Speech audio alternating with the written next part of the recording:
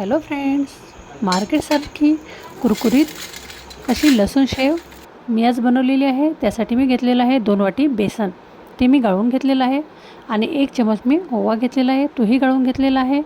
चवीनुसार तिखट, हळद आणि मीठ टाकून घेतलेलं आहे। अगदी थोडंसं असं चिमूटभर बेकिंग सोडा पण टाकून घेतलेला आहे। लसूण मिक्सरमधून फिरवून घेतलेलं आहे आणि त्याचं पाणी लसूण मिक्सरमधून फिरवताना मी त्यामध्ये पाणी टाकलेलं आहे आणि ते पाणी आपल्याला हे गाळून घ्यायचं आहे। कारण आपण शेव बनवताना कुठल्याही प्रकारची अडचण त्या साच्यामध्ये किंवा त्या शेवमध्ये आली नाही पाहिजे। आणि छान कणिक मळायची आहे। कणिक मळून 5 मिनिटं रेस्टसाठी ठेवायची आहे। त्यानंतर हे आपल्याला साच्यामध्ये टाकायचे आहे।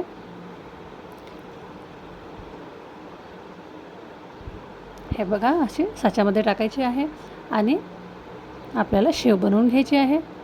हे बघा, या पद्धतीने शेव बनवायची आहे। खूप छान मार्केटसारखी शेव लागते आणि कुरकुरीतही होते।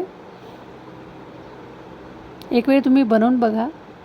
हे बघा, खूप छान अशी मार्केटसारखी शेव आपली रेडी आहे। जर व्हिडिओ आवडला असेल तर लाईक करा आणि चॅनलला सबस्क्राईब करायला विसरू नका।